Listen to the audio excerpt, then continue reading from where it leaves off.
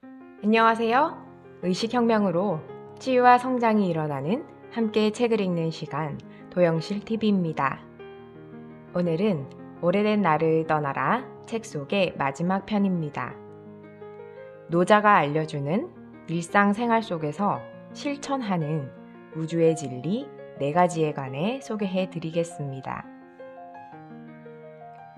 우주를 향해 자꾸 달라고 보채면 끌어당김의 법칙이 작용하여 우주 역시 당신에게 자꾸 달라고 조를 것이다. 그리하여 당신은 자신에게 요구되는 여러 가지로 인해 압박감을 느끼고 기분이 언짢아질 것이다. 그런 혼란 와중에 당신을 옴짝달싹 못하게 하고 에고의 요구를 충족시키려 애쓰는 변명이 생겨난다. 나는 그렇게 강하지 않아. 나는 자격이 없어. 나는 두려워. 그건 너무 엄청난 일이야. 등의 변명이 끝도 없이 등장한다. 이 모든 것은 당신이 거짓 자화와 당신 자신을 동일시한 데서 비롯된다. 오랜 습관과 변명을 없애려면 당신 본래의 영적 자질을 회복해야 한다. 오랜 습관이 사라지고 가장 높은 수준의 행복과 성공, 건강이 당신의 삶에 구현되는 것을 보려면 자신에게 어떤 이득이 있느냐 하는 생각을 잊어버려야 한다. 다른 사람들을 섬기고 자기 자신보다 그들을 더 위함으로써 보다 고차원적인 의식을 구현해야 한다. 그것은 우리가 근원과의 일치를 이룰 때 저절로 주어진다. 노자의 4가지 덕목. 지금으로부터 2500년 전쯤 노자는 4가지 주요 덕목을 언급하면서 이를 일상생활 속에서 실천할 때 우주의 진리를 알게 되리라고 말했다.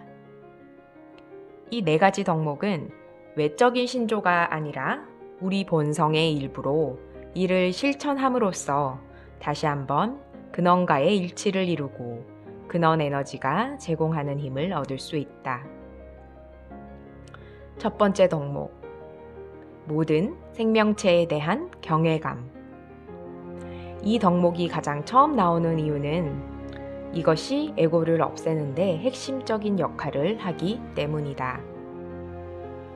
존재의 근원은 우리가 사는 이 지구와 전 우주를 포함한 모든 것으로 당신이 존경심을 느끼지 못하는 것은 아무것도 창조하지 않는다. 만물을 창조하는 신이 무슨 이유로 자신과 닮지 않았거나 경멸하는 무언가를 창조하려고 하겠는가?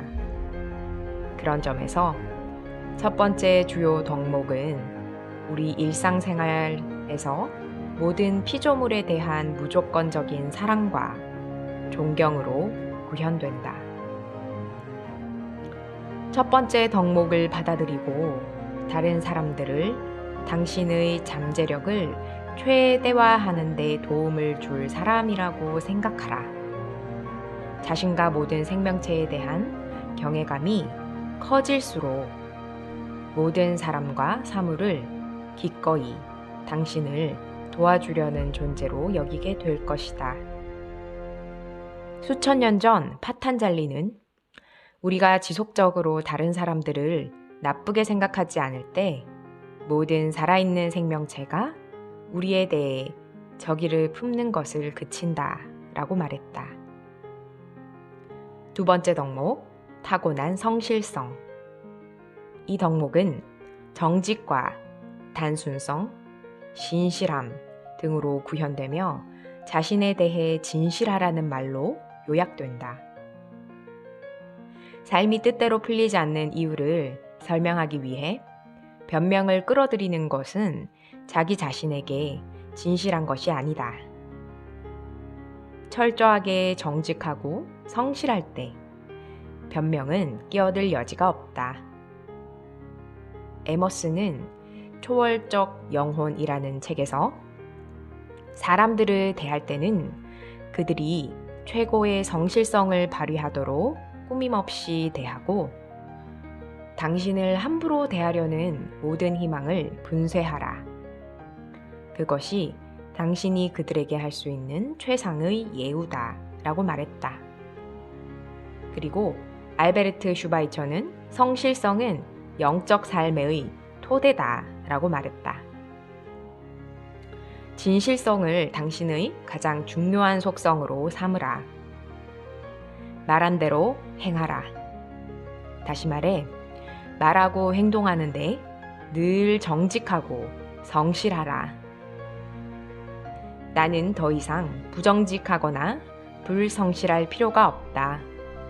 이것이 바로 나고 내가 느끼는 바다 라고 선언하라. 스스로 신뢰할 때 당신을 창조한 신도 신뢰하게 된다. 조각가가 되고 싶다면 누구도 이해해주지 않을지라도 그렇게 하라. 철인 3종 경기 선수나 발레리나, 하키 선수, 보계사가 되고 싶다면 그렇게 하라. 당신 영혼의 부름에 정직하고 성실하게 살아간다면 변명에 의존할 필요가 없다. 세 번째 덕목, 관대함.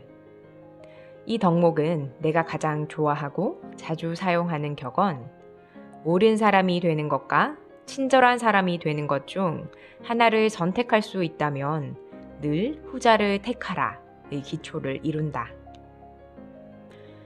당신의 오랜 습관과 그에 따른 변명 중에는 당신이 옳고 다른 사람이 틀렸음을 보이기 위한 것이 많다. 이 세 번째 덕목을 실천할 때 당신이 옳은 이유를 설명해야 할 필요성과 그런 필요성을 낳은 갈등 상황이 사라질 것이다. 이 덕목은 친절과 배려, 영적 진리에 대한 민감성으로 구현된다.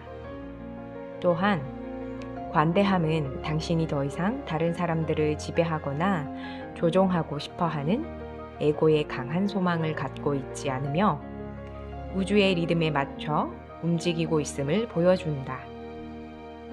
관대함의 덕목을 갖출 때 나라는 대명사는 더 이상 대화의 중심이 되지 못한다. 이 짜증스럽고 무례한 사람들을 어떻게 다뤄야 하는지에 대해 여러 번 얘기했잖아 라고 말하는 대신 정말 힘든 하루였지? 내가 도울 일이라도 있나? 라고 말하게 될 것이다. 나로 시작하는 문장에서는 상대방을 조종하려는 의도가 느껴지는데 반해 너로 시작하는 문장에서는 친절과 배려가 느껴진다. 네 번째 덕목, 타인에 대한 지지. 이 덕목은 우리 일상생활에서 보상을 바라지 않고 타인을 위해 봉사하는 것으로 구현된다. 당신 삶의 지배해온 많은 변명들을 돌이켜보라. 자세히 살펴보면 전부 에고에 초점이 맞춰져 있을 것이다. 나는 그 일을 할 수 없어. 나는 너무 바빠. 나는 너무 두려워. 나는 무가치해. 나를 도와줄 사람이 없을 거야. 등등 나의 강조점이 주어진다. 이제 스스로에 대한 관심에서 벗어나 우주적 정신에게 내가 무엇을 도와줄까? 라고 물어보라. 이때 당신이 보내는 메시지는 나는 자신에 대해서나 내가 무엇을 가질 수 있고 가질 수 없는지에 대해서는 생각하지 않아 라는 것으로 당신은 누군가의 기분을 좋게 해주는데 관심이 있다. 당신이 다른 사람들을 지지할 때 에고는 자동적으로 빠져나간다. 에고가 사라지면 당신은 신을 밀어내던 것을 그만두고 신처럼 되어간다. 당신이 이런 식으로 생각하고 행동할 때 변명에 대한 필요성은 사라진다.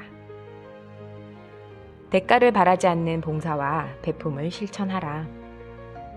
영적 충만감을 보상으로 여기라. 가장 큰 기쁨은 베품과 봉사에서 온다. 그러므로 당신과 자신에게 돌아올 이익에 관심을 쏟는 습관을 버리고 베풀고 봉사하는 삶을 살라. 보답을 바라지 않고 다른 사람들을 지지할 때 갖고 싶다는 생각이 줄어들고 베품과 봉사에서 평안과 기쁨을 얻게 된다. 간단하게 말해 자기 자신에게 관심을 집중하지 않으면 변명할 이유도 사라진다. 오늘 소개해드릴 책 내용은 여기까지입니다. 우리는 살면서 수많은 변명으로 내 안에서 들려오는 소리를 무시하곤 합니다. 내가 옳다는 것을 내려놓고 주변에 친절을 베풀 때 온통 나에 대한 관심에서 벗어나 주변에 대한 관심으로 옮겨갈 때 더 이상 변명할 필요가 사라지고 내 안에서 들려오는 내면의 목소리에 좀 더 귀 기울일 수 있게 됩니다. 그렇게 될 때 우리는 일상생활 속에서 근원과 일치하는 삶으로 접어들게 됩니다. 오래된 나를 떠나라 책 내용 소개는 이번 영상으로 마무리하겠습니다. 따뜻한 미소와 친절로 여러분들의 주변을 환하게 밝히는 날 되셨으면 좋겠습니다. 오늘도 당신의 빛나는 하루를 응원합니다. 시청해주셔서 감사합니다. 지금까지 의식혁명으로 치유와 성장이 일어나는 함께 책을 읽는 시간 도영실 TV였습니다. 내용이 좋았다면 좋아요, 구독 부탁드려요. 감사합니다.